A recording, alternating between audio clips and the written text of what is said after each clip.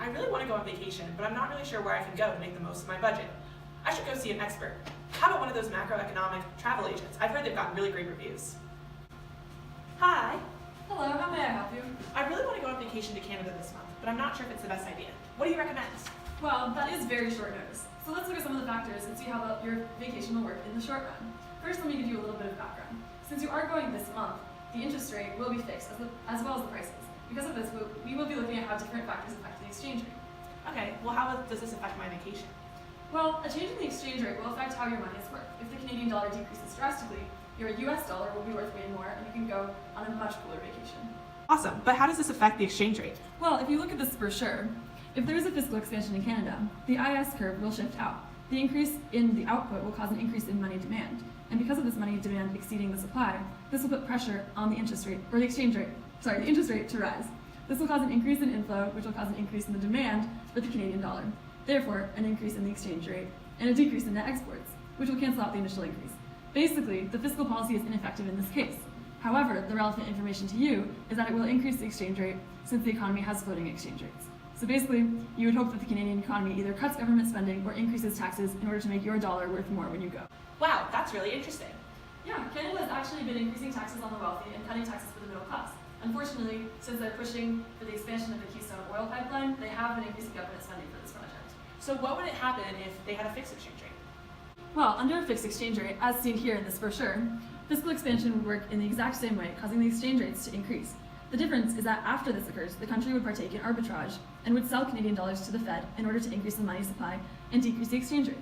If Canada was a fixed exchange rate economy, then you would not have to worry or pay attention to events that would change the exchange rates because there would be no change. Going over my head, are there any other factors that I need to take into consideration? Going back to the floating exchange rates, monetary policy and protectionism can also influence the rates. Monetary policy affects the LM by shifting it to the right. So there's actually a decrease in the exchange rate when you increase the money supply or decrease the interest rate. Monetary policy, in this case, is highly effective. Protectionist policies will raise the demand for net exports, shifting it out to the right, and therefore increasing the exchange rate. This will cause the net exports to decrease, offsetting the initial increase. But all that we're going to focus on in this case for your travel is the exchange rate. So basically, I want the Canadian dollar to go down. So would it be good for me if the money supply increased or if there was a decrease in tariffs and quotas? Exactly. Isn't it interesting to look at how the economy will affect the exchange rates and therefore the value of your money? Very. Thank you so much for the information. I'm actually going to go look for an agent who focuses on the long run, though, to see if there's anything else I need to take into consideration if I want to go to Canada at a different time. Thank you so much for the information. No problem. Hi. So I'm interested in going on vacation to Canada, but I don't think I can afford it right now. What will the Canadian economy look like in the long run? Could you give me a macroeconomics perspective? Well, if you're thinking to go to Canada in the long run, I can give you a macroeconomist's perspective. Canada is a small open economy, meaning it cannot dictate the international interest rate, but it must accept the rate set by the large open economies because its own economy has a negligible effect on the world's interest rate. In Canada and other small open economies, outputs are fixed because inputs are fixed. Disposable income rises because of the increase in consumption, and investment depends negatively on interest rate. I'm on a tight budget. How does the Canadian dollar compare to the US dollar? The exchange rate for the US dollar to the Canadian dollar is 1 Canadian dollar per 76 cents US dollar. This is what we call the nominal exchange rate, or the relative price of currencies of two countries.